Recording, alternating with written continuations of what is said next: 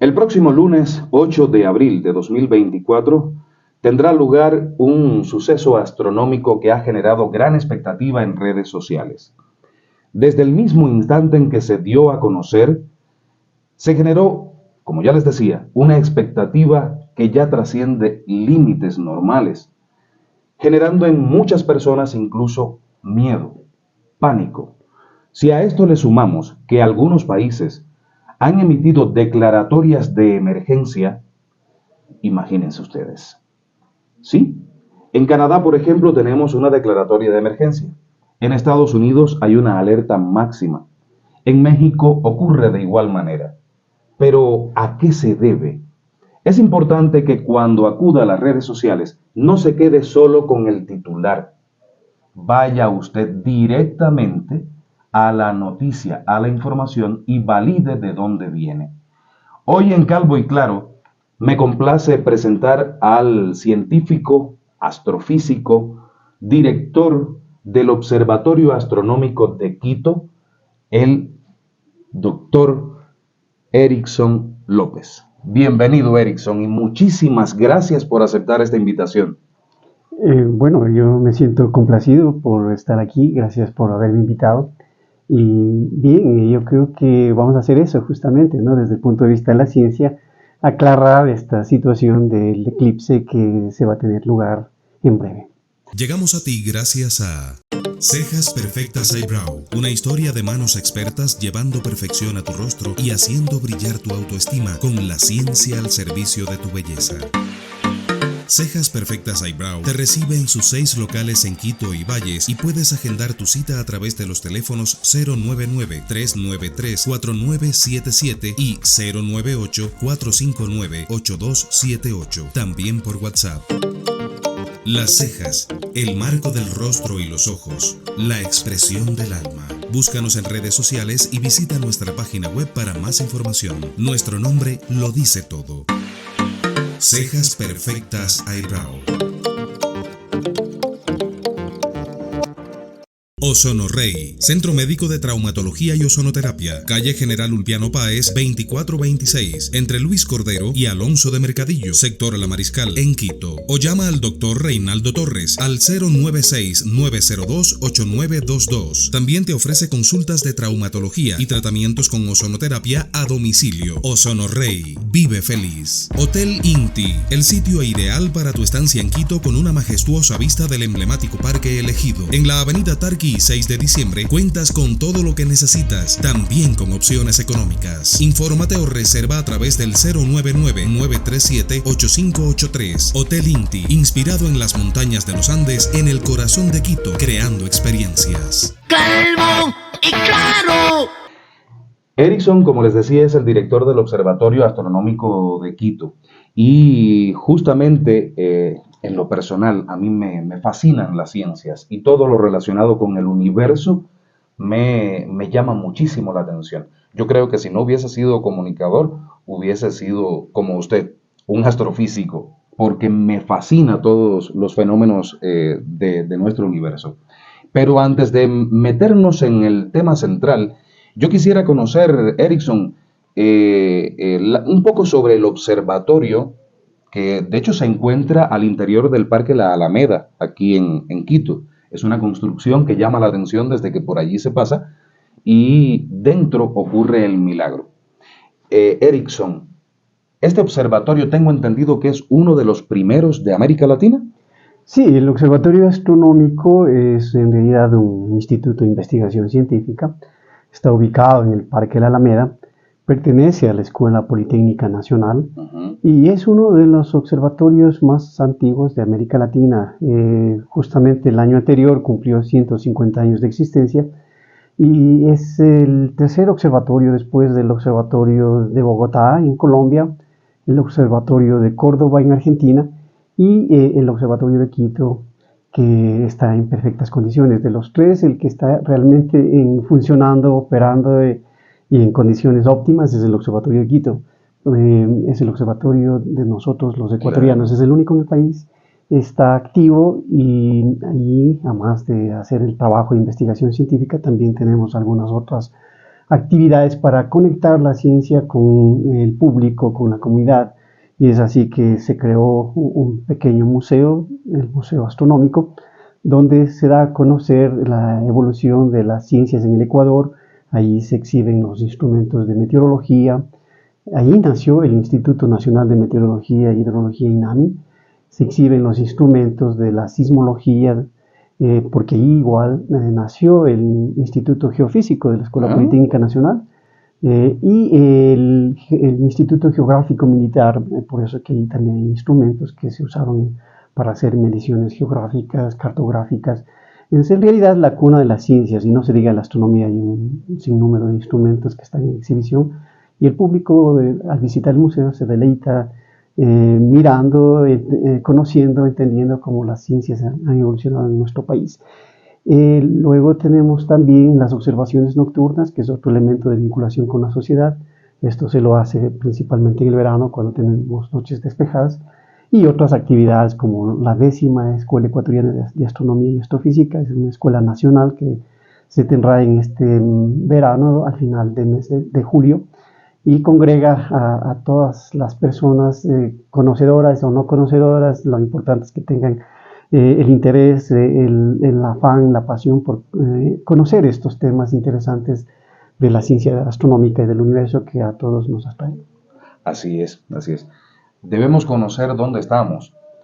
De hecho, en determinado momento le voy a hacer, Erickson, una pregunta que en estos tiempos es fundamental y muy relacionada con las ciencias, pero lo vamos a dejar más adelante.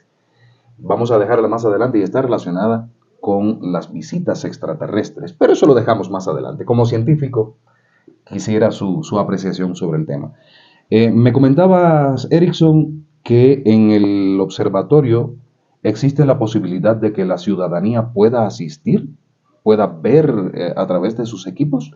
Sí, exactamente. Como indiqué, fundamentalmente estamos dedicados a la investigación científica y en el observatorio, en varios proyectos nacionales e internacionales, pero además de eso, también dentro de nuestras funciones está el divulgar las ciencias, el divulgar la astronomía, y por eso es que hay ciertos elementos que han sido creados en el observatorio para hacer esa vinculación, y uno de ellos es el que se pueda visitar el observatorio, que está ubicado en el tradicional Parque La Alameda. Es ahí donde se creó, se fundó.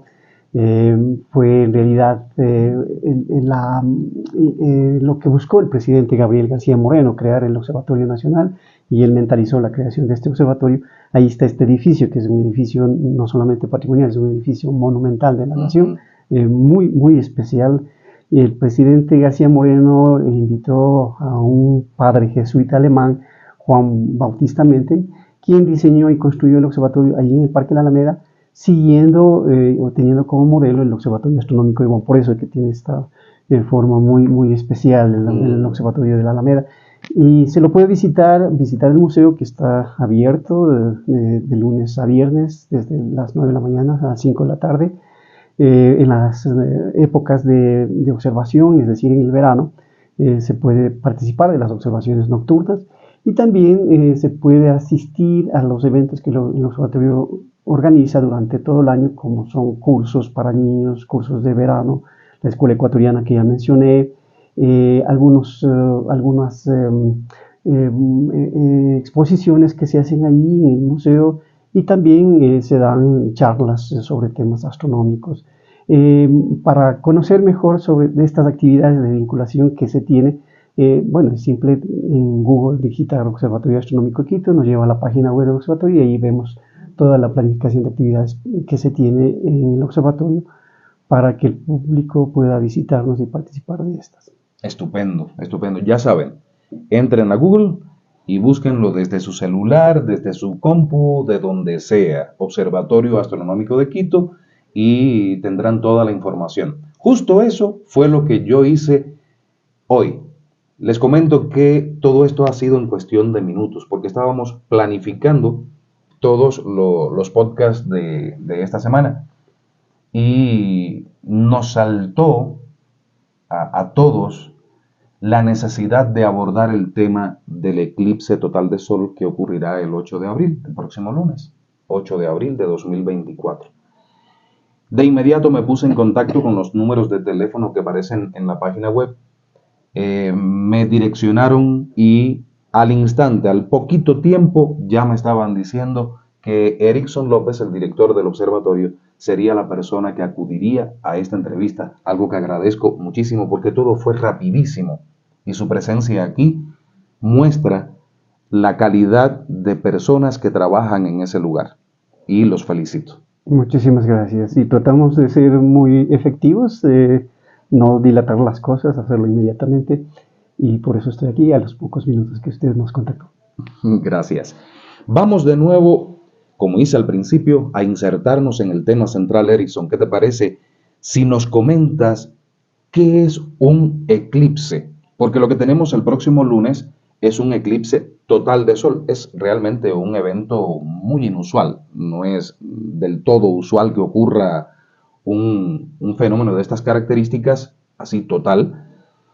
Pero hablemos primero de qué se trata un eclipse de sol, que tiene muchas similitudes también con el eclipse de luna, lo que varía la posición de los astros, ¿no? Explíquenos, por favor. Sí, bueno, en realidad son fenómenos naturales muy frecuentes. Cada año se tienen entre 4 o 5 eclipses solares y lunares.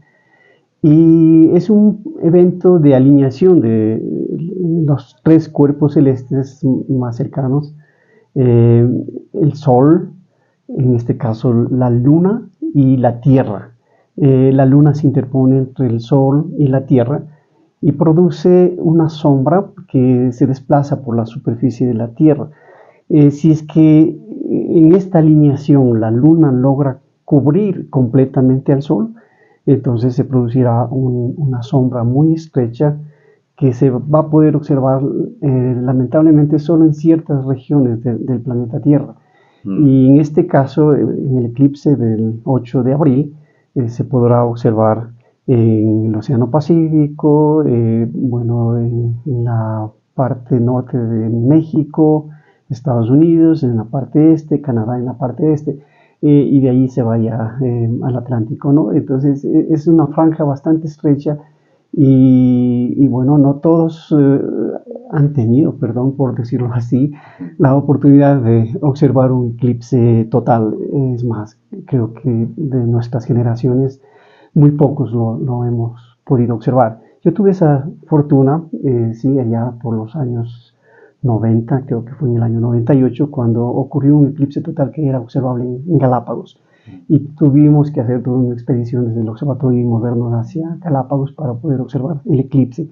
Y fue maravilloso, espectacular. No hay evento astronómico que sobrepase lo increíble que es este evento, ¿no? Lo maravilloso que es un eclipse total, presenciar un eclipse total. Es difícil transmitir la sensación de vivir un eclipse así. Sin embargo, lo puedo intentar mencionando que en pleno día, 12 del día, simplemente tenemos noche. Desaparece el sol y se vuelve una completa oscuridad tal que ustedes podemos observar el cielo oscuro y en él las estrellas. En pleno día. Entonces, ¿se pueden ver las estrellas? Se pueden ver las estrellas. Yo recuerdo cuando observé el eclipse de Galápagos, estaba justo ahí Júpiter y Saturno, estaban las estrellas y veíamos las estrellas.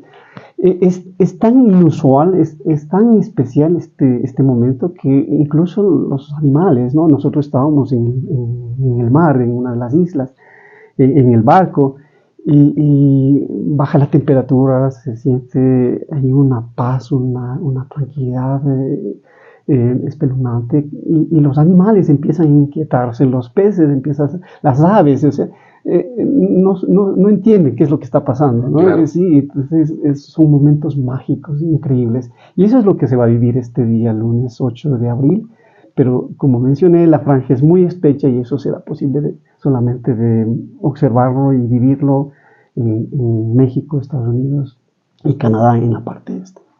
Desde aquí, desde Ecuador, no se va a poder observar a nada, ni siquiera la parcialidad del eclipse. ¿Sí? Los eclipses son totales, también son parciales cuando ya se alejan de la franja de totalidad, que tiene unas cuantas decenas de kilómetros. Y luego también existen eclipses anulares, pero acá no vamos a poder observar ni siquiera la parcialidad, excepto en Galápagos. En Galápagos sí se va a poder observar la parcialidad del eclipse. Claro, por la distancia del continente y se encuentra por la línea, cercano a la línea por donde pasará la sombra de la luna. Así es, sí, exacto. Uh-huh. Ahora, Erickson, la luna para nadie es un secreto que tiene incidencias sobre la Tierra. Hay incidencias directas de la luna. En redes sociales se ha planteado por no sé quiénes, pero han generado todo un gran escarceo en torno a esto, de que el eclipse total de sol del próximo 8 de abril de 2024 es una señal, es un aviso, es el inicio. Hay quienes se aventuran a decir de que esto tendrá implicaciones catastróficas para la Tierra, en fin.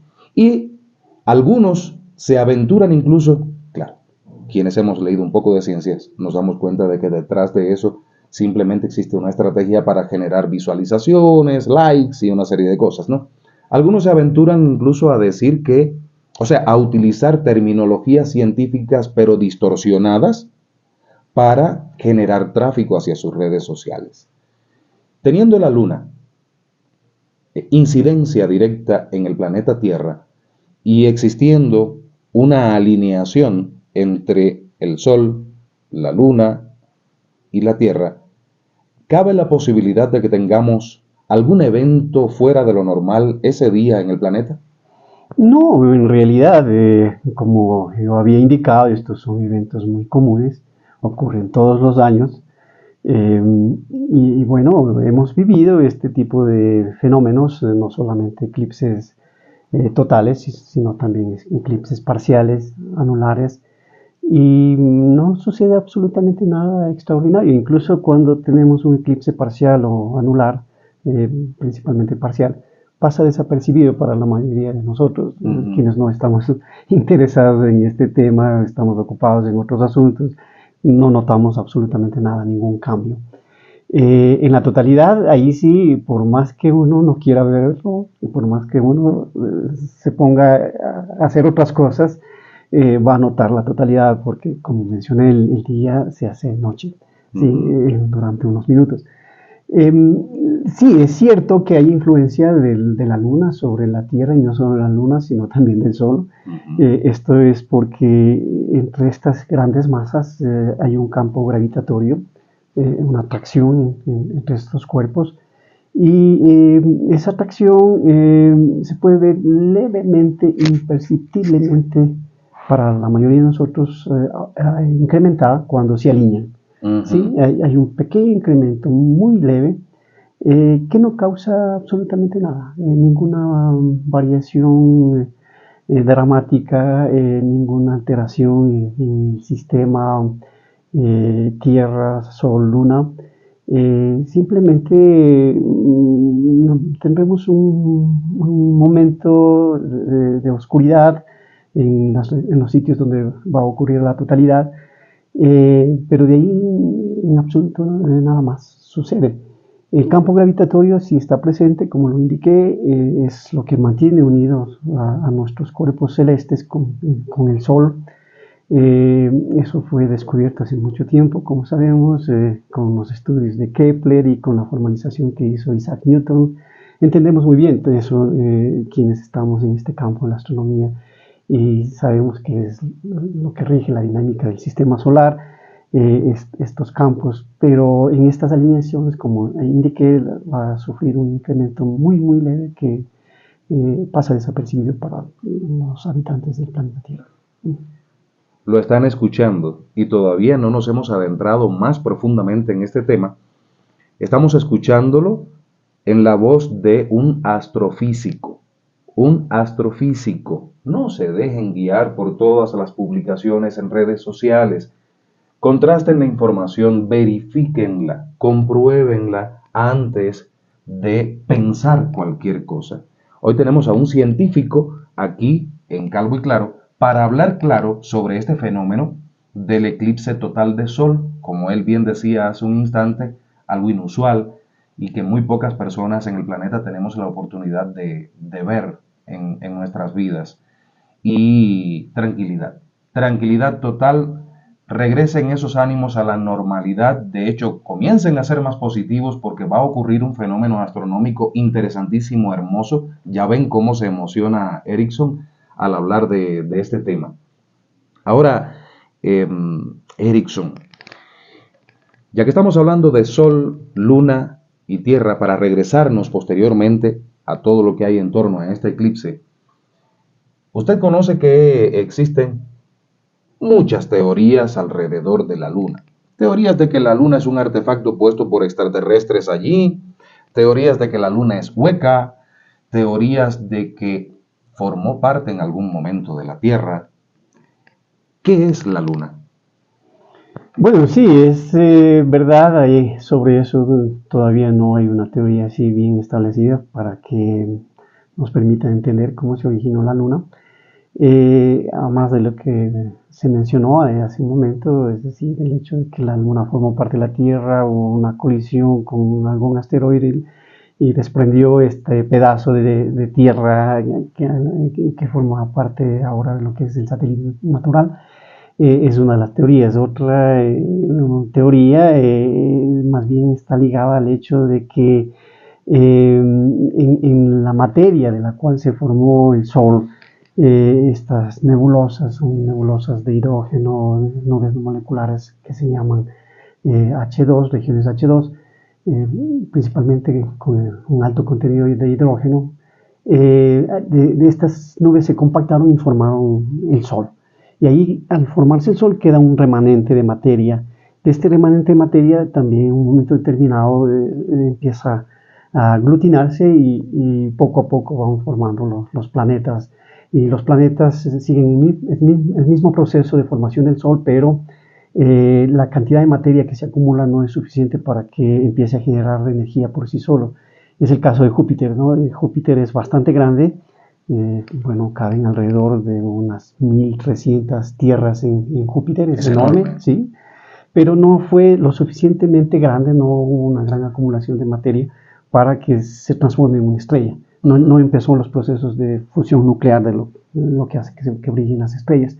Entonces se quedó así, se podría decir que el Júpiter es una estrella frustrada, sí, lo podemos decir así. Entonces, en esos procesos de acumulación de materia se forman los planetas, pero quedan aún así remanentes, y esos remanentes dan lugar a la formación de los satélites naturales de nuestros planetas. Entonces, más bien esa es la teoría más aceptada, es allí también por donde yo entiendo y esclarezco el origen de nuestro planeta, de nuestro satélite, porque es una teoría bastante lógica y razonable que da también cuenta de cómo se formaron los satélites en otros planetas, por ejemplo los satélites de Saturno, que son muchos, los satélites de Júpiter, que son muchos.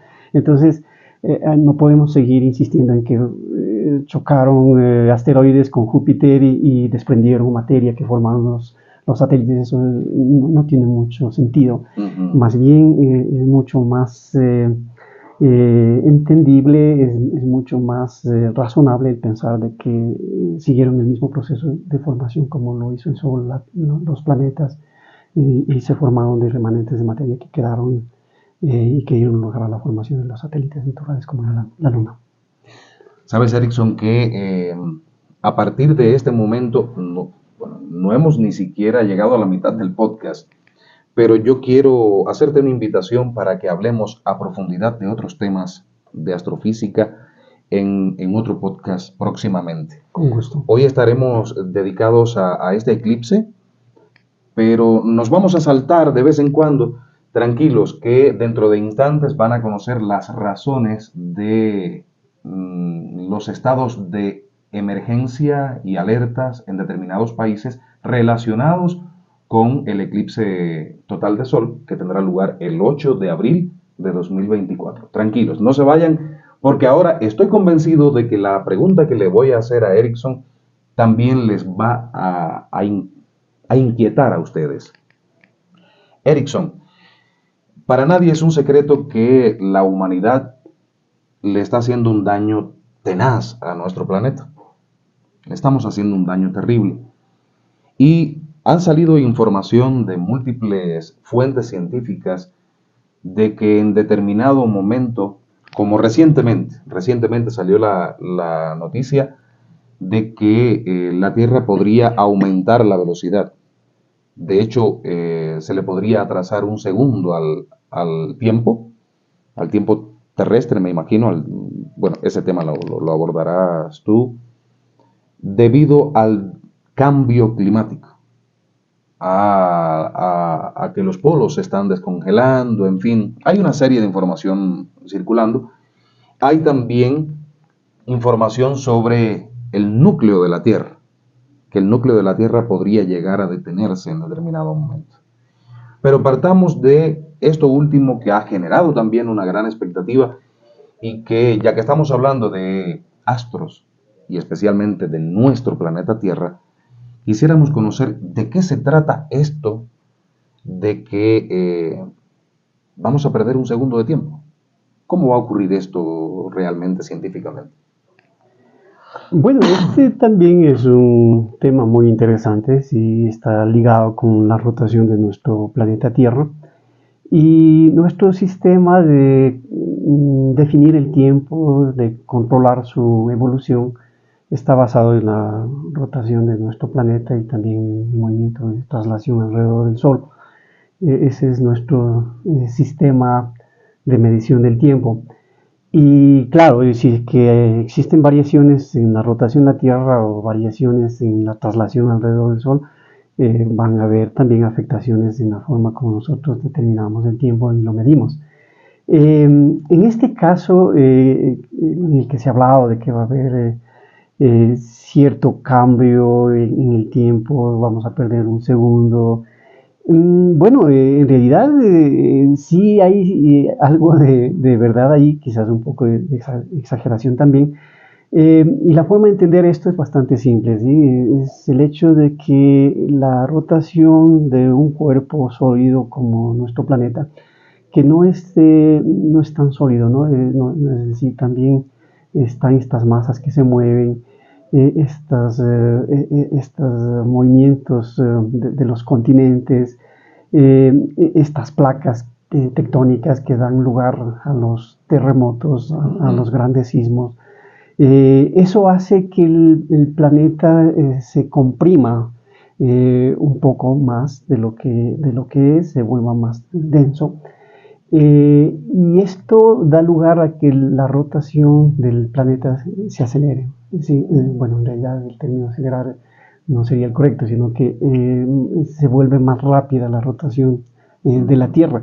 Es parecido a lo que sucede con una persona que está patinando. La persona que está patinando, cuando tiene los brazos extendidos, gira lentamente o a cierta velocidad, y cuando baja los brazos gira muchísimo más rápido. Entonces es un fenómeno relacionado con una ley de la física que se llama la conservación del momento angular. La rotación es un momento angular y esta se tiene que conservar. Entonces, si el planeta Tierra se contrae, su velocidad se incrementa. Es la razón por la que se habla de que habrá un cambio en el tiempo, y eso sí es verdad, o sea, tiene su sustento científico, físico. Está dentro de las leyes de la física que la humanidad conoce, y evidentemente, como el sistema de medición del tiempo está basado en la rotación de la Tierra y la traslación, entonces sí se va a afectar, pero son variaciones muy pequeñas que no han ocurrido solamente ahora, ha ocurrido también en el pasado. Pero la exageración está en que esto nos va a afectar enormemente, de que incluso allí ya se ponen otros elementos de que el planeta empieza un proceso evolutivo de destrucción y bueno, y ya empezamos a pensar en situaciones catastróficas que no es así. Son procesos normales del planeta, está relacionado con la cinemática del planeta.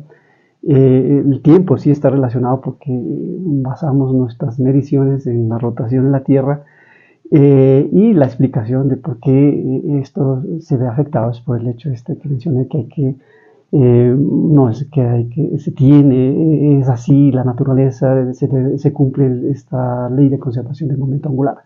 Entonces, por esa razón suceden estas cosas, ¿no? Él es el doctor Erickson López, director del Observatorio Astronómico de Quito, del Ecuador, el único del Ecuador, el único observatorio astronómico del Ecuador. Él es astrofísico y estamos hablando, el eje central de este podcast de hoy es el eclipse total de Sol que tendrá lugar el 8 de abril de 2024, dentro de unos días. Para que ponernos en contexto, estamos grabando este podcast el 2 de abril de 2024. Apenas nos faltan 6 días para este evento astronómico.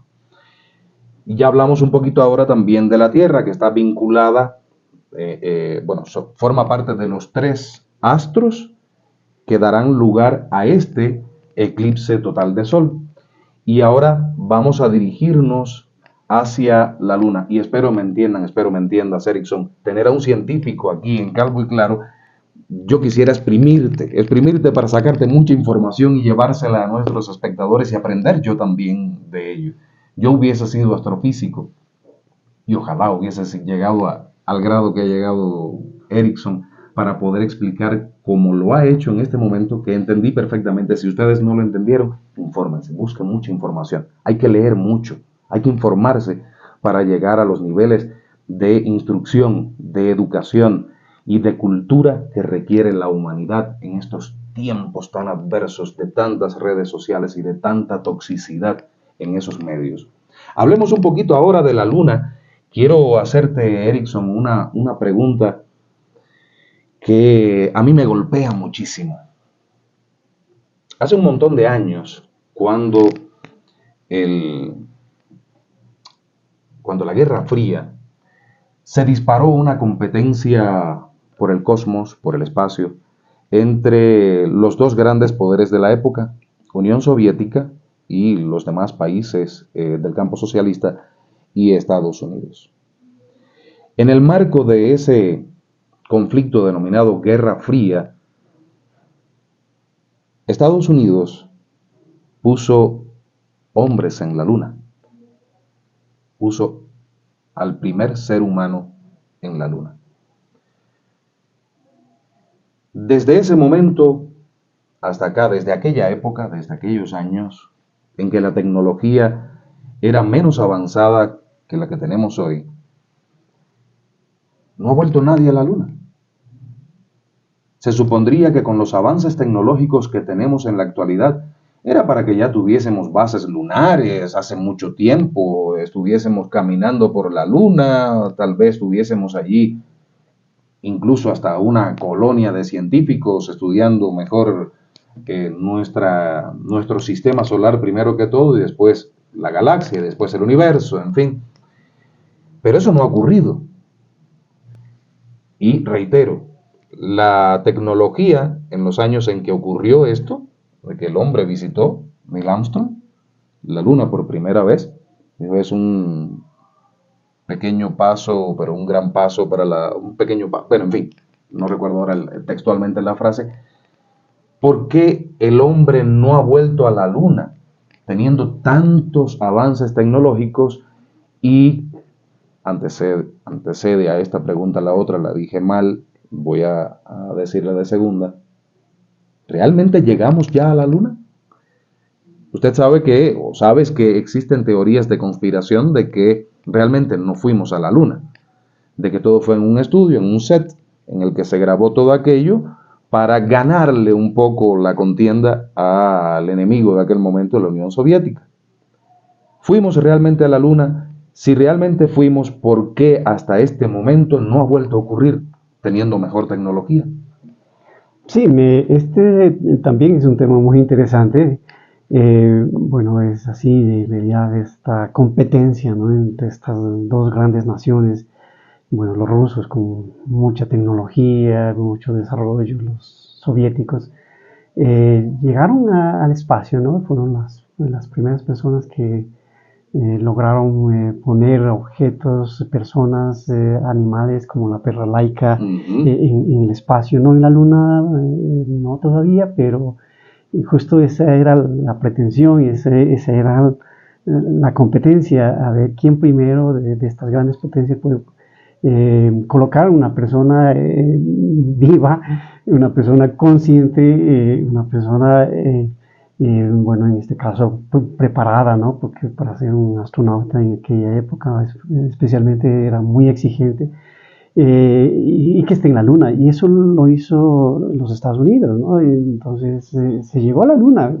Es más o menos la situación no solo de ahora sobre el eclipse, sino ha sido también de siempre, y no solo en este siglo, no solo en este milenio, también en los otros milenios, en el otro milenio, de que siempre hay personas, hay grupos de que pretenden difundir información que no está sustentada científicamente, ¿no? Entonces, en el caso del eclipse se habla ya de situaciones catastróficas, de situaciones difíciles que no tienen ningún sustento científico.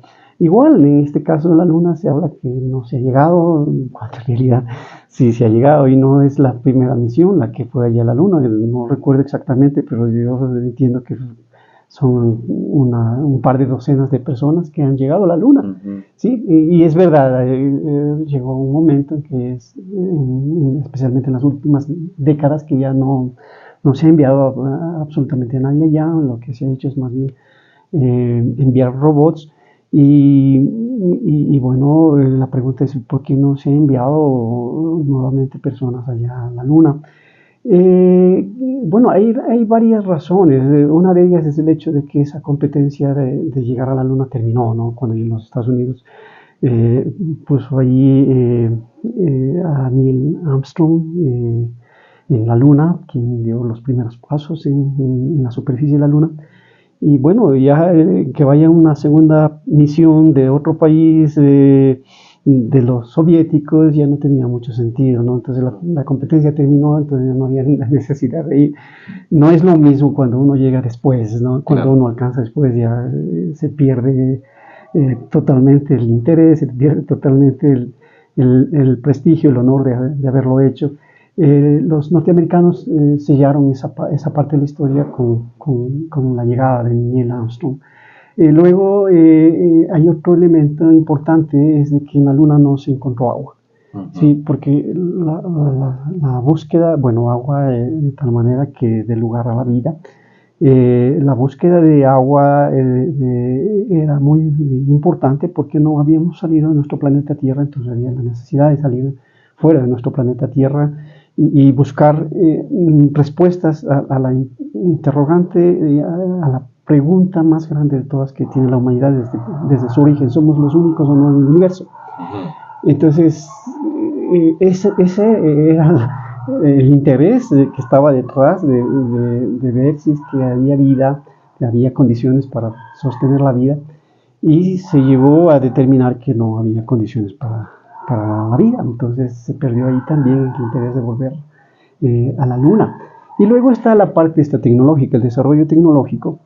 Sí, es realmente increíble, ¿no? O sea, con esa tecnología que se tenía en aquellos años, cuando se envió estas naves tripuladas a la Luna, una tecnología que creo que un celular tiene mucho más tecnología de aquella que ellos poseían, y aún así lograron enviar estas naves allá, lanzar estos cohetes, y bueno, se logró aquello, pero la tecnología hoy es mucho más desarrollada y hoy es más conveniente y menos costoso que enviar, y menos riesgoso, porque los riesgos todavía de enviar personas al espacio, muchos no se han superado, son realmente retos grandes, y aún con la tecnología que tenemos seguimos con dificultades.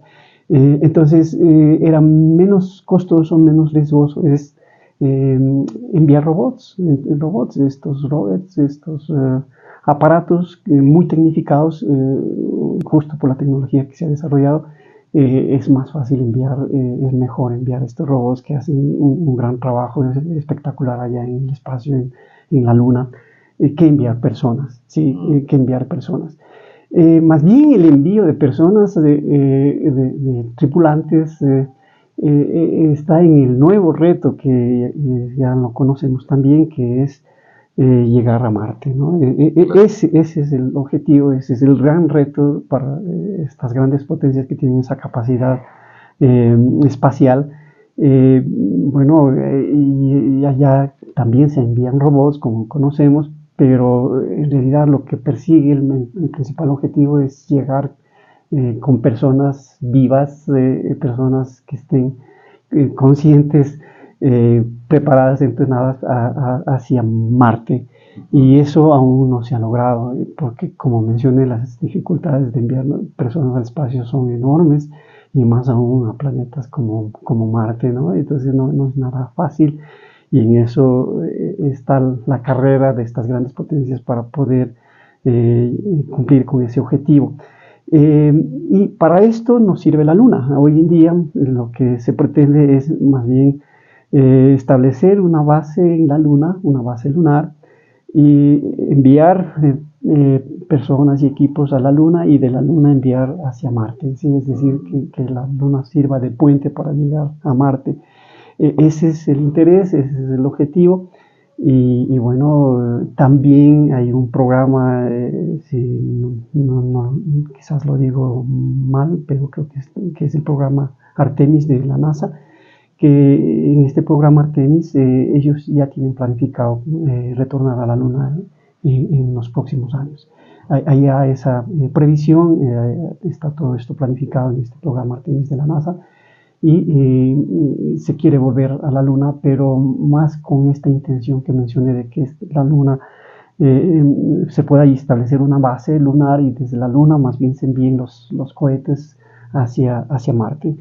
Esto se ha llegado, sí, no hay ninguna duda, como digo, no solo Neil Armstrong, sino algunas decenas de personas han llegado allá a la Luna.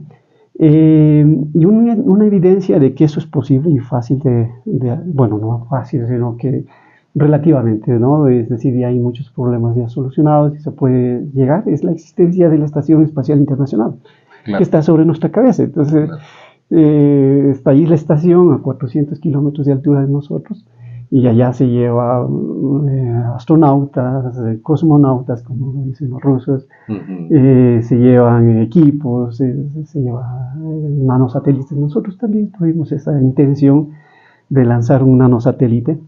Pegaso. No, del Observatorio Astronómico. Ah, del observatorio. Sí. Estamos en eso hace algunos años atrás, sí, lamentablemente no se concretaron las cosas. Hicimos todo el proyecto del nanosatélite, salió muy bien. Sí, bueno, los ingenieros que me acompañan en el observatorio, los técnicos, hicieron un trabajo excelente. Yo mismo estaba desconfiado, ¿no? Después del evento del Pegaso. Entonces, claro, sí, estaba muy desconfiado, porque no hemos lanzado todavía, sí.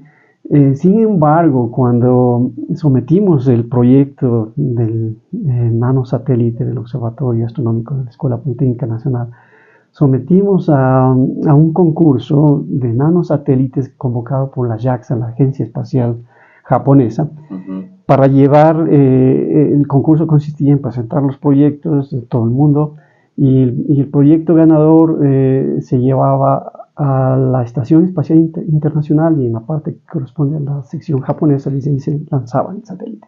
Y eso no nos costaba, porque ese era el premio de ganar el concurso. Y lo sometimos al concurso, y para mí, grata sorpresa, mi contento, el proyecto resultó finalista. No ganador, pero finalista sí. Y eso es un gran aval. Eso realmente a mí me dio mucha confianza, y bueno, dice que hicimos bien las cosas. No ganamos el concurso, pero sabemos que está bien estructurado, está bien planificado, es un proyecto bien diseñado. Y bueno, ahora lo que estamos buscando es el dinero para construir el nanosatélite y bueno, lanzar al espacio. Y esperamos que eso se pueda hacer. Entonces, lo de la Estación Espacial Internacional es una gran evidencia de que no es un problema llegar a la Luna. Los problemas mayores se presentan al salir de la Tierra, es la parte más difícil, ¿sí? Y el retorno a la superficie de la Tierra son las partes más complicadas, más críticas. Pueden ser catastróficos. Sí, exacto. Pero tenemos la estación arriba, estamos casi ya fuera de la Tierra, ya sobre la atmósfera, sí, la atmósfera va hasta 100 kilómetros de altura. La estación espacial está a 400 kilómetros de altura. Entonces hemos salido de la Tierra. Así que sería trivial pensar de que el siguiente camino, el camino restante hacia la Luna ya no es un problema. Claro, quedó en el camino la Luna. Sí, así que llegar a la Luna no es problema. Ya saben.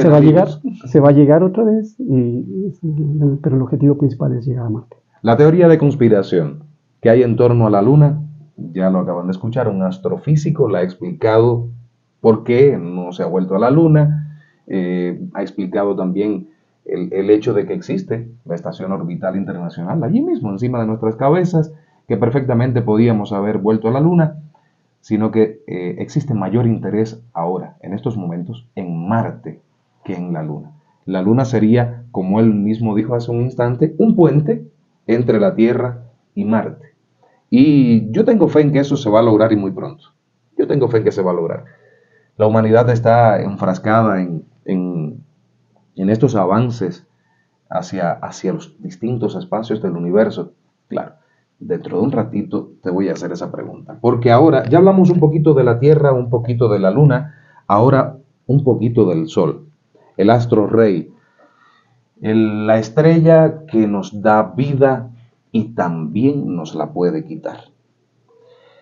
Recientemente, hace unos días, se informó de que había un peligro potencial con una tormenta solar o una explosión solar, no recuerdo bien el término. Se llama emisión de masa coronaria.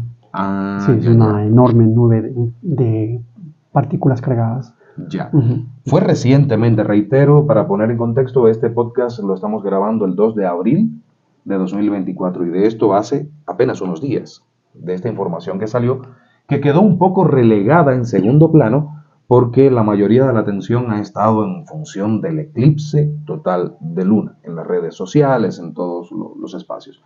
Sin embargo, el Sol sí puede provocar la extinción de la vida en la Tierra, la puede provocar, y de algunas maneras que ahora con un científico aquí en el estudio vamos a conocer.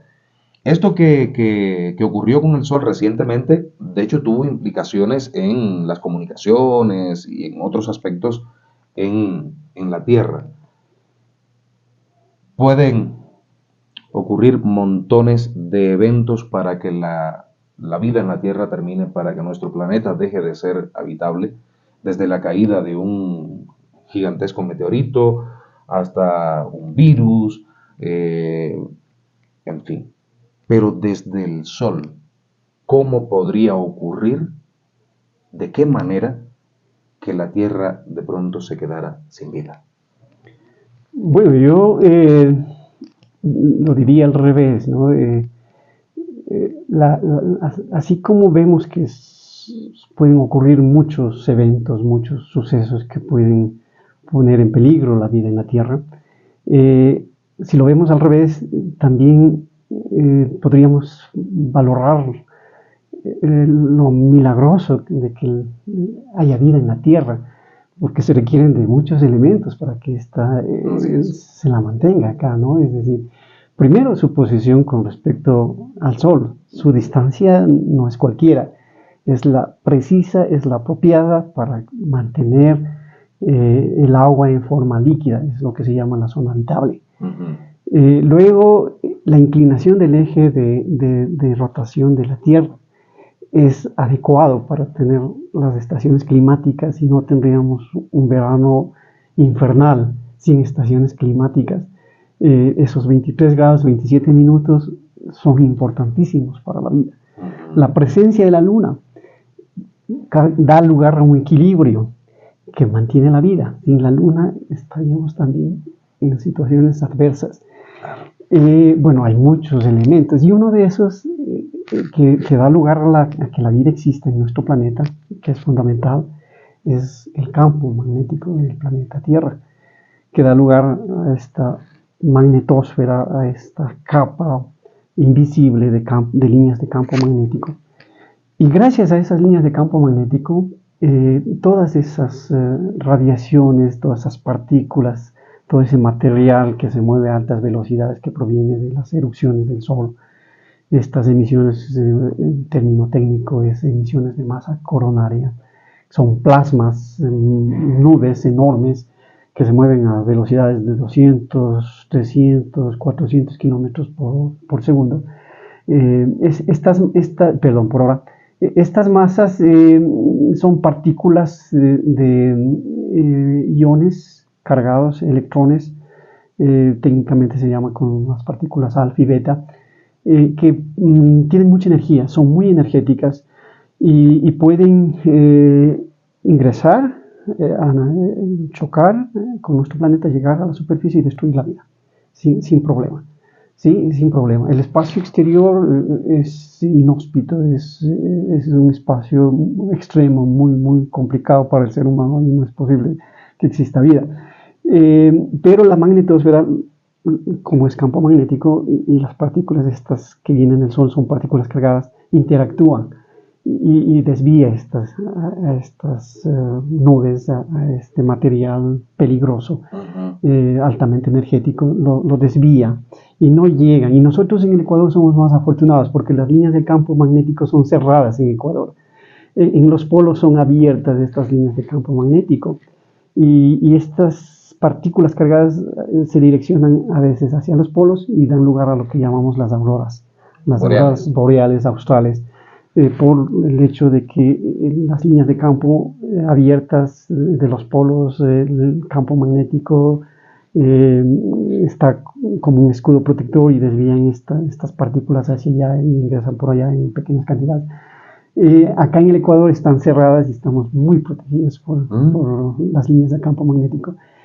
Es muy difícil que puedan atravesar estas partículas extremadamente cargadas y por eso es que la vida acá se mantiene. Si no fuese por la magnetosfera ya no estaríamos aquí conversando hace mucho tiempo. Claro. ¿No? Yo he tenido la fortuna de ver estas partículas, protones principalmente, son partículas alfa, muy energéticas, son tan energéticas que son invisibles, ¿no? Son diminutas, estas partículas son de tamaño atómico, pero son tan energéticas que una masa, una placa de plomo de este grosor, ¿sí? De este grosor, lo atraviesa. 10 centímetros aproximadamente. Unos 10 centímetros, sí, lo atraviesa y causan tremendos agujeros en estas placas. He visto yo esas placas. En experimentos que se han hecho. En experimentos, bueno, en este caso no recuerdo exactamente cómo fue, pero alguna relación, algún proyecto con la NASA y ahí me mostraron algo de eso pasó, me mostraron las placas. Y yo vi, y estas pueden fácilmente destruir a los satélites que tenemos en el espacio. Claro. Sí, a los equipos y no sería un ser humano, ¿no? Entonces, por eso es que el espacio exterior es muy inhóspito, muy extremo y bueno, por fortuna tenemos la magnetosfera. Ahora, hemos visto en el cine y en la literatura y en series que hemos también visto cómo pueden ocurrir eventos gigantescos en el Sol que comprometerían la existencia no solo de la Tierra, sino de algunos otros planetas circundantes. No recuerdo ahora el nombre de una película que vi hace apenas unos meses, que no es reciente, es de ya hace un tiempo, en la que la Tierra se incinera. Hay una gigantesca, llamémosle, yo le llamo así, me dirás ahora el nombre científico, una gigantesca tormenta solar que absorbe todo a su paso y quema la Tierra completamente. ¿Esto puede ocurrir? Ahora no. El Sol es muy activo, ¿sí? Es nuestra estrella Su radiación es muy variable, ¿sí? Es decir, no es que se emite la misma radiación constante todo el tiempo, sino que esta tiene épocas de mayor actividad, épocas de menor actividad, y uno de los ciclos principales de evolución del Sol es el ciclo de 11 años. Entonces, en 11 años el ciclo alcanza un máximo, la radiación se vuelve más intensa, hay más manchas solares sobre la superficie del Sol, hay más erupciones solares, hay más emisiones de masa coronaria, como estos plasmas que indiqué. Bueno, esto ocurre, como digo, en ciertos momentos, por cierto, en el 2025, 2026 vamos a alcanzar ya un máximo de actividad y después va a disminuir y luego, como digo, en un periodo de 11 años va entre máximos y mínimos de actividad. En los mínimos el Sol está quieto, más tranquilo, menos manchas solares, menos erupciones de estas de masa coronaria, menos erupciones solares. Y esto ha pasado por miles y millones de años. Entonces no hay problema y nosotros hemos vivido todos estos eventos, estos fenómenos. Lo que pasa es que ahora los podemos detectar, ahora la humanidad está más preparada, tiene instrumentos, tecnología, hay un telescopio que está observando el Sol todo el tiempo, que es el SOHO. Hay algunos instrumentos que están en el espacio haciendo muchas tareas de observación del Sol. Y por eso es que ahora nosotros conocemos más sobre el astro rey y esa información también está más accesible para todo el público, para cualquier persona que esté interesada en estos temas. Entonces, por eso es que parece que es algo nuevo, que recién estamos viviendo, recién estamos conociendo, cuando en realidad todo esto ha pasado de forma natural por miles y millones de años. Claro. Entonces el Sol va a seguir así normalmente, ¿sí? Con su ciclo solar de 11 años evolucionando, pero va a haber un momento en que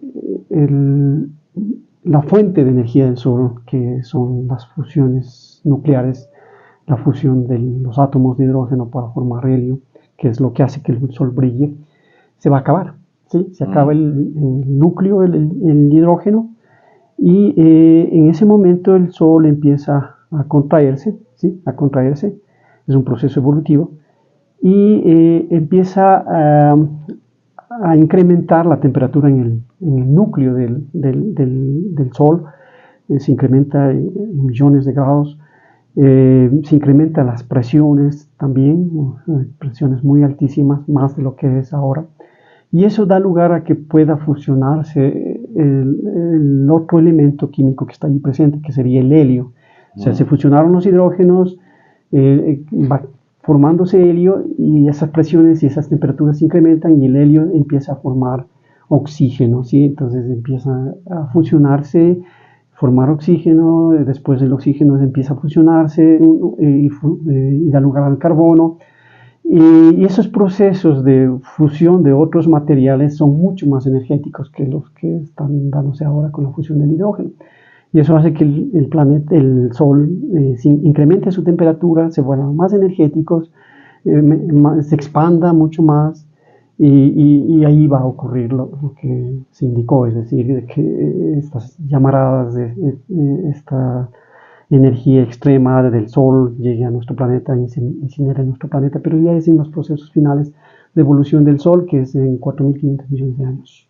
Solo eso. Solo eso. 4.500 millones de años. Así que no hay por qué preocuparse por ahora, pero eso va a suceder y tenemos evidencias de objetos que han evolucionado de esa manera, se han transformado en gigantes rojas, ¿sí? Betelgeuse, que está visible en el cielo, que es una estrella de la constelación de Orión, es una gigante roja enorme, ¿sí? Entonces en un momento determinado explota y da lugar a una supernova. Por eso no tiene sentido, bueno, eso ya es mío, ¿sí? No tiene sentido migrar a otro planeta del sistema solar, porque va a desaparecer todo el sistema solar cuando ocurra la explosión de la gigante roja. Entiendo. No tiene sentido ver la posibilidad de que si destruimos nuestro planeta entonces nos vamos a Marte. No, realmente va a ocurrir eso en 4.500 millones de años y no va a haber lugar en nuestro sistema solar, va a desaparecer todo el sistema. Por ahora tiene sentido viajar en el sistema solar, explorar el sistema solar, por ahora. Bueno, y creo que no da para más tampoco, porque Claro. la tecnología, las velocidades que podemos alcanzar con nuestras naves no llegan más allá de 10 kilómetros por segundo, 12 kilómetros por segundo, y eso es muy pequeño, son velocidades muy pequeñas en comparación de las necesidades que necesitamos para recorrer enormes distancias. Hay que recordar el caso de los Voyagers, los viajeros 1 y 2, apenas acabaron de salir hace unos pocos años atrás del sistema solar y fueron lanzados en los años 70 y se mueven a las velocidades más extremas que nosotros hemos podido alcanzar, 10, 15 kilómetros por segundo, y apenas salieron del sistema solar. Es decir, ni siquiera han llegado a la estrella más cercana después del Sol, que es Alpha Centauro. No ha podido llegar allá todavía, ¿sí? Y Alpha Centauro se encuentra a 8 años luz de distancia y está muy lejos. No hemos podido llegar ni siquiera con esas naves que se mueven a velocidades muy altas, porque el espacio exterior es enorme, es difícil concebir esas dimensiones. Incluso para nosotros los científicos es complicado entender esas dimensiones del espacio exterior, de nuestro universo. El universo es, bueno, intrigantemente enorme, ¿sí? Es descomunal. Claro. Sí, una galaxia en el sistema, en el universo, es un punto. No se llega a nuestro sistema solar y nosotros mismos no somos nada. Sin embargo, hacemos mucho problema.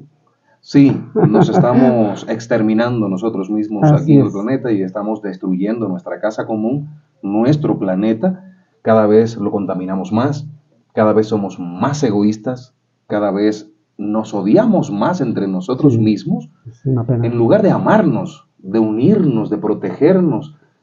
¿Cuánta plata en este mundo, cuánto dinero se dedica a tantas cosas que solo hacen destrucción, solo generan destrucción, solo generan muerte, desolación? Si esa plata la dedicáramos al desarrollo científico, a la educación, a la cultura, a la salud, seríamos mejores seres humanos. Alguien dijo en algún momento, somos la peor especie que ha habitado el planeta. Alguien dijo, como alguien dijo también, Carl Sagan, el universo es tan descomunalmente grande que si estamos solos sería un gran desperdicio de espacio. ¿Estamos solos, Erickson? Bueno, esta respuesta no la tenemos todavía, esa gran pregunta, sí, esa gran pregunta que tiene la humanidad, esa gran interrogante desde los comienzos de la humanidad mismo. Sin embargo, bueno, yo puedo mencionar desde el punto de vista científico que no deberíamos estar solos en el universo. ¿No? No. ¿Por qué? Porque lo que conocemos aquí en nuestro planeta Tierra sobre la naturaleza de nuestro mundo, las leyes físicas, las leyes químicas, hay un principio, bueno, sobre esas leyes, sobre esa naturaleza se basa toda la ciencia que nosotros conocemos, todas las ciencias y teorías que hemos desarrollado, y así la entendemos y se lo entiende bastante bien. Pero hay un principio que es el sustento de todas las teorías, de toda la física, y es el principio que dio lugar a que Albert Einstein trabajase para crear sus teorías de la relatividad. El principio se llama principio de covarianza. Ese principio se tiene que cumplir, si no, por más linda teoría que uno haga, si no cumple el principio de covarianza, la teoría va al tacho de basura, no sirve de nada. ¿Qué quiere decir el principio de covarianza en pequeñas palabras? En pocas palabras, en palabras simples. Quiere decir que la naturaleza que vemos aquí es la misma en cualquier lugar del universo. Ese es el principio de covarianza. Y todas las teorías deben cumplir con eso. ¿Sí? Y es lo que hizo Einstein. Él conocía ciertas teorías, el electromagnetismo y cosas así, que no cumplían este principio. O sea, aquí era de una manera, en otro sistema era diferente. Entonces, eso hizo que Alberto Einstein desarrollase la teoría de la relatividad para que toda la física sea la misma aquí y sea la misma en cualquier rincón del universo. Si es que el universo tiene la misma naturaleza que la que tenemos aquí en cualquier rincón del universo, entonces es trivial que pensar en que debería haber vida en algún lugar del universo, en algún lugar. ¿Sí? Entonces, pero es muy distinto de que nos hayan visitado. Esa es una pregunta completamente diferente. Ahí quiero llegar. Justamente, permíteme, Erickson, porque recientemente entrevisté en este podcast a Julio Echeverry, que es abogado y ufólogo. Vea usted, abogado y ufólogo, ¿no? Y él nos daba determinadas certezas de avistamientos en el planeta Tierra y de testimonios de personas que han sido abducidas. De hecho, hay 3 casos relevantes aquí en el Ecuador. Son súper interesantes, que fue el juicio que se siguió contra extraterrestres en el 1997, si mal no recuerdo, juicio que está archivado.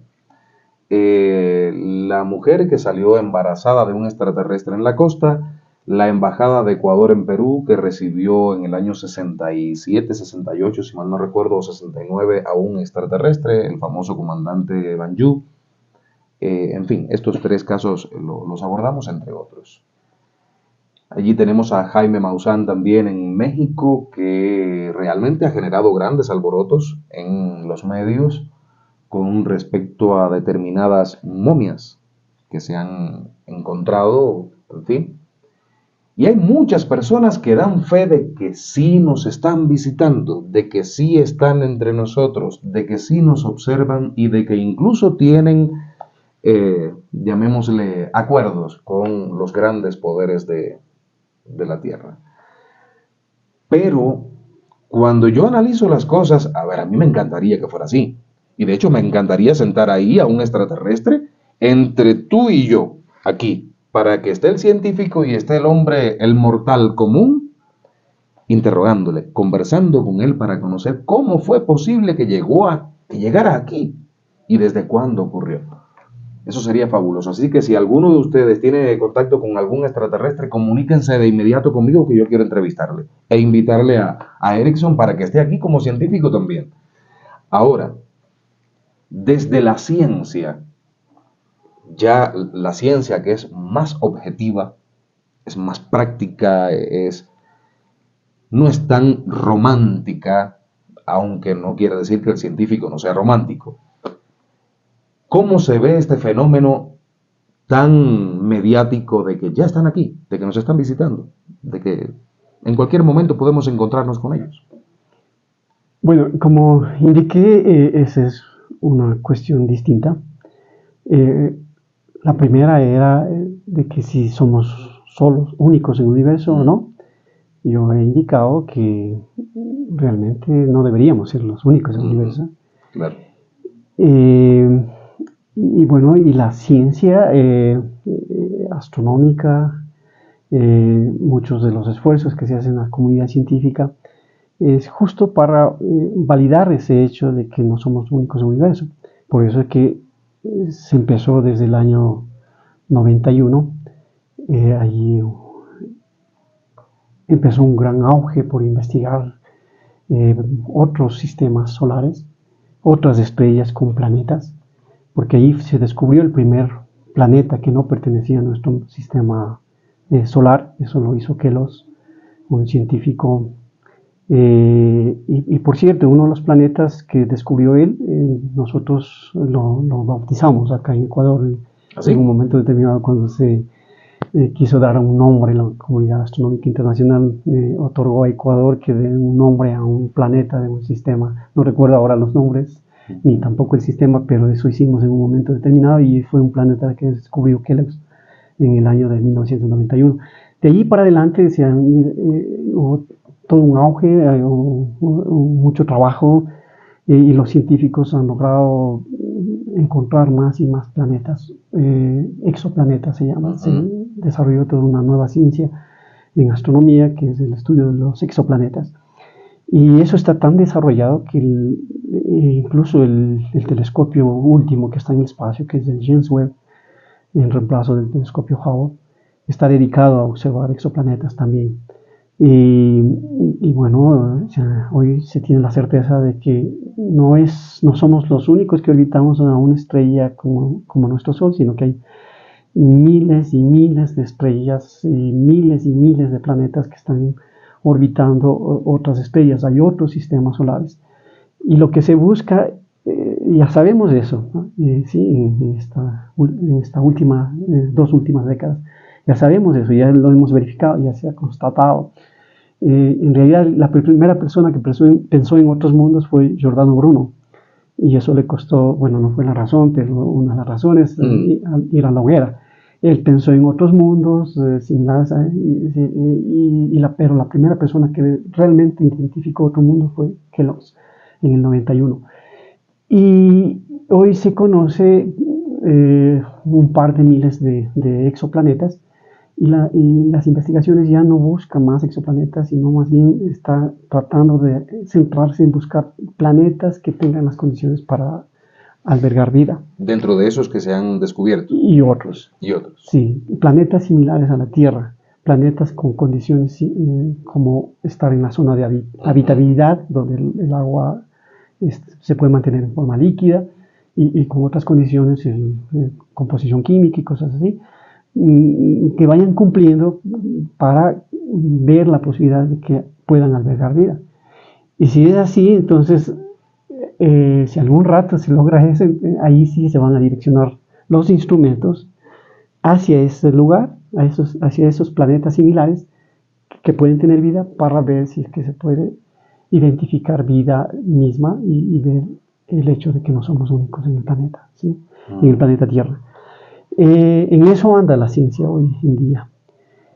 No se ha descubierto todavía, ¿sí? No se ha descubierto, pero eso es lo que se hace. El telescopio James Webb está en ese trabajo, el Hubble igual. Nosotros mismos acá en Ecuador hacemos estudios al respecto sobre exoplanetas.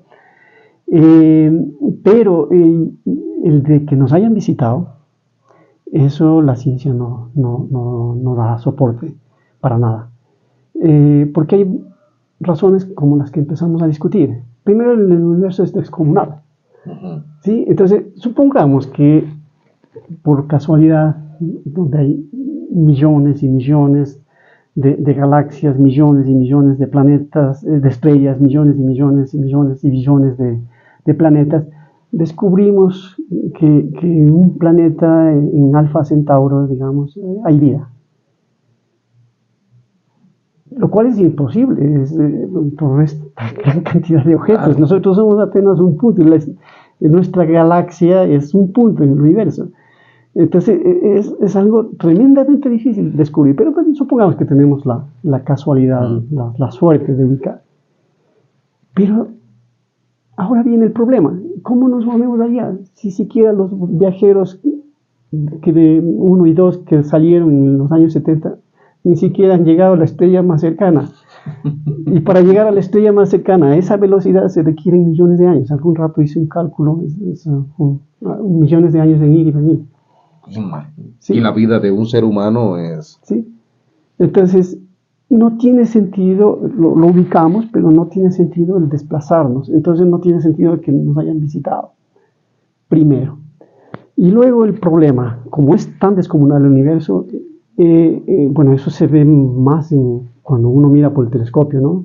Un pequeño movimiento imperceptible para nosotros nos lleva a otra región del cielo, donde hay muchos objetos. Un pequeño movimiento, vemos una sección diferente del cielo. Entonces, es enorme, ¿no? Es enorme el universo. Entonces, ¿cómo yo logro ahora en ese universo, ya en orientación, ubicar y decir, aquí justo está el planeta Tierra? Allá, metidito, allá. ¿Cómo? Eso es otro de los grandes problemas. ¿Cómo? Son dos, el uno que se llama el de espacial y otro de direccionalidad. Nosotros lo llamamos homogeneidad de isotropía, o anisotropía. Entonces, yo no puedo ubicar en esa enorme cantidad de objetos que aquí está justo en este planeta, y en ese planeta Tierra hay vida. Y luego ya lo ubiqué y cómo me muevo allá. Claro. Entonces eso la ciencia no soporta, no la soporta. Son dos cuestiones distintas. Acaban de escuchar lo que nos ha explicado el doctor Erickson López, astrofísico. Es un científico, el primer científico que tenemos aquí. Bueno, el segundo, ya tuvimos a otro científico, pero especializado en temas ya más terrenales, llamémosle de esa manera, que es la geología. Pero aquí tenemos a un astrofísico que, como dije hace un ratito, ya lo invité para un nuevo podcast donde abordaremos a profundidad cuestiones que, como hice hace un ratito, te van a explotar la cabeza. Te van a explotar la cabeza. Y como el tiempo es oro y no nos permite continuar, yo quisiera seguir exprimiéndole conocimientos a Erickson, porque me fascina esto, y espero que a ustedes también, que sientan motivación por estas ciencias, porque son fundamentales para comprender de dónde venimos, qué somos, hacia dónde vamos, qué podemos hacer, qué no es posible físicamente, en fin, toda esta serie de cuestiones. Esta mesa, recientemente a un niño, yo le dije sobre esta mesa, o sea, una mesa similar a esta, me dijo, y el universo es tan grande, y yo tomé un puñado de arena y lo lancé encima de la mesa. Y le dije, ¿ves este granito? ¿Te imaginas, Erickson, el montón de arena dispersa por toda la mesa? Tomé un granito de arena y lo corrí hacia un ladito. Le dije, ¿ves este granito de arena? Me dijo, ¿esa es la Tierra? Le dije, no, esa es nuestra galaxia, dentro de este montón de granos de arena que hay aquí. Imagínense ustedes, ¿me equivoco al haber hecho algo así? Sí, es algo así, ¿no? Es decir, hay tantas estrellas en el cielo como granos de arena en las playas del planeta. Imagínense ustedes. Erickson, para redondear el podcast, porque ya yo quiero continuar, pero el tiempo no nos da para más. Para redondear el podcast y llegar al final, no sin antes repetirte que yo necesito y nuestros espectadores necesitan que tú estés próximamente con nosotros nuevamente. El compromiso está hecho. Yo estaré acá en cuanto se nos invite. Muchísimas gracias. Perfecto. Lo último. Entonces, no vamos a sufrir ninguna consecuencia de este eclipse el día 8 de abril de 2024. Como bien decías. No, para nada. Como mencioné ahí en la alineación, lo único que ocurre es un incremento leve, imperceptible del campo gravitatorio, que quizás ocasione un pequeño incremento en las olas, ¿sí? En la ocurrencia de las olas, su altura, pero no extraordinario, ¿no? No de un tsunami, ni mucho menos. Para nada. Y bueno, y de ahí pasa desapercibido, ¿no? Más bien lo que envidio es de que quienes van a observar el eclipse total van a disfrutar de un evento maravilloso, divino. Así es. ¿Y por qué entonces hay titulares en internet desde que googlea? Alerta o emergencia por eclipse total de sol 8 de abril 2024. ¿Por qué dicen los titulares emergencia en Canadá, alerta total en Estados Unidos, en fin?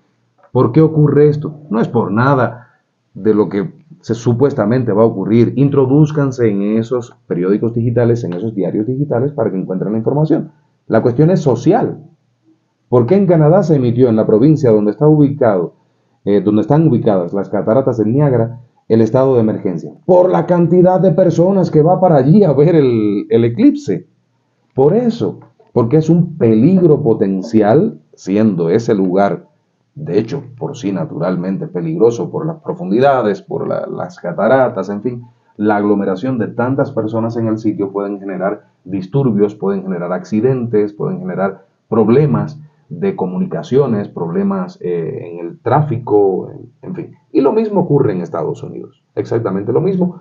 Por eso se le ha recomendado a muchos pueblos que están ubicados en esta franja por donde se va a ver el eclipse total, que se abastezcan con anticipación de agua, alimentos, medicamentos, en fin, porque se espera un colapso de demasiadas personas asistiendo a esos sitios para ver el eclipse total de sol. Algo que yo haría si estuviese cerca de allí. Yo me movería hacia ese sitio y estoy seguro de que tú también.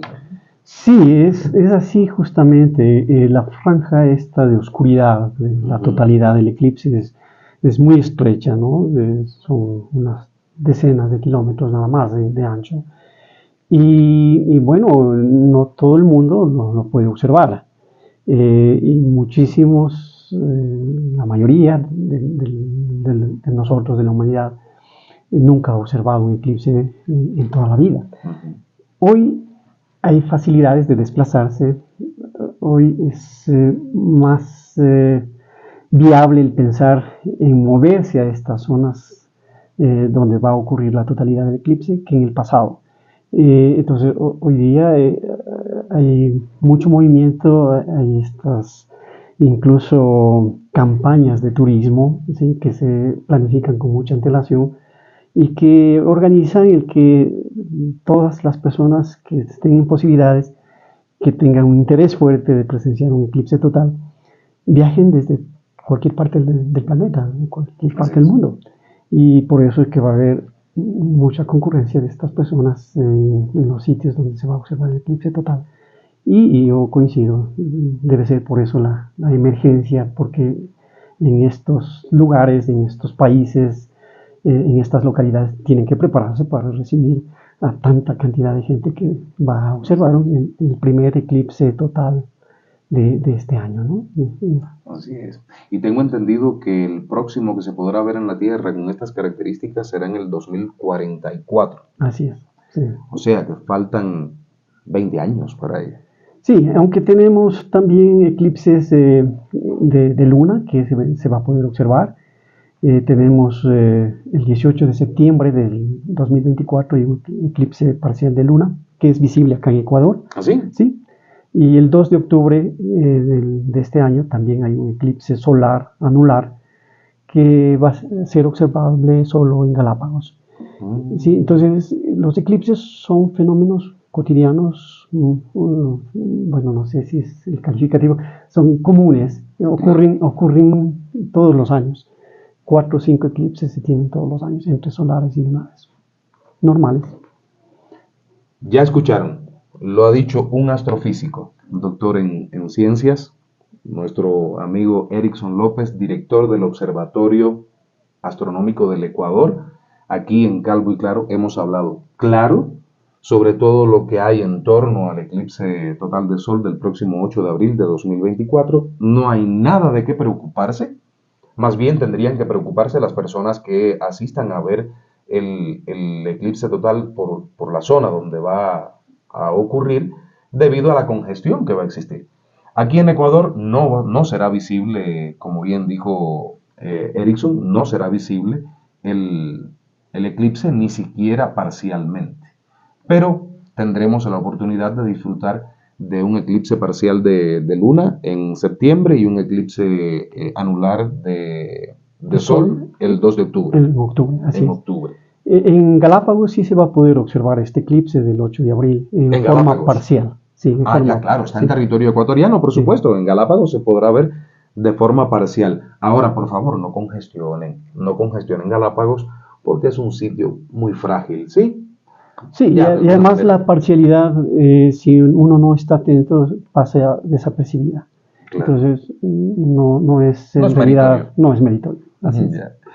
Te agradezco muchísimo, Erickson, esta visita a Calvo y Claro, la prontitud con que estuviste aquí conmigo. La invitación ya está hecha próximamente para hablar de temas mucho más profundos, para que nos explote la cabeza los simples mortales que no tenemos los conocimientos que tienes tú sobre estos temas tan apasionantes del universo, de nuestra existencia en este universo, entre otras cosas.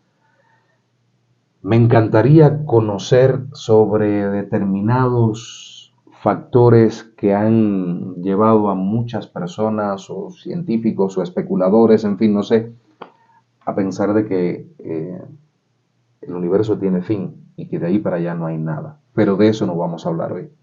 De eso no vamos a hablar hoy. Hablaremos en el próximo podcast. ¿Te parece, Erickson? Y yo he estado encantado en esta conversación. Realmente he disfrutado y comprometo mi presencia para la siguiente ocasión. Estoy encantado de venir para hablar de cosmología. Muchísimas gracias, Erickson. A ustedes, muchísimas gracias también. Ya lo saben, muy pronto le tendremos nuevamente aquí en este podcast. Y como siempre les digo, sean buenos. Llegamos a ti gracias a Cejas Perfectas Eyebrow, una historia de manos expertas llevando perfección a tu rostro y haciendo brillar tu autoestima con la ciencia al servicio de tu belleza. Cejas Perfectas Eyebrow te recibe en sus 6 locales en Quito y Valles y puedes agendar tu cita a través de los teléfonos 099-393-4977 y 098-459-8278, también por WhatsApp. Las cejas, el marco del rostro y los ojos, la expresión del alma. Búscanos en redes sociales y visita nuestra página web para más información. Nuestro nombre lo dice todo. Cejas Perfectas Eyebrow. Ozonorrey, Centro Médico de Traumatología y Ozonoterapia, calle General Ulpiano Páez, 2426, entre Luis Cordero y Alonso de Mercadillo, sector La Mariscal, en Quito. O llama al Dr. Reinaldo Torres al 096-902-8922. También te ofrece consultas de traumatología y tratamientos con ozonoterapia a domicilio. Ozonorrey, vive feliz. Hotel Inti, el sitio ideal para tu estancia en Quito con una majestuosa vista del emblemático Parque Elegido. En la avenida Tarqui 6 de diciembre cuentas con todo lo que necesitas, también con opciones económicas. Infórmate o reserva a través del 099-937-8583. Hotel Inti, inspirado en las montañas de los Andes, en el corazón de Quito, creando experiencias. Calvo y claro.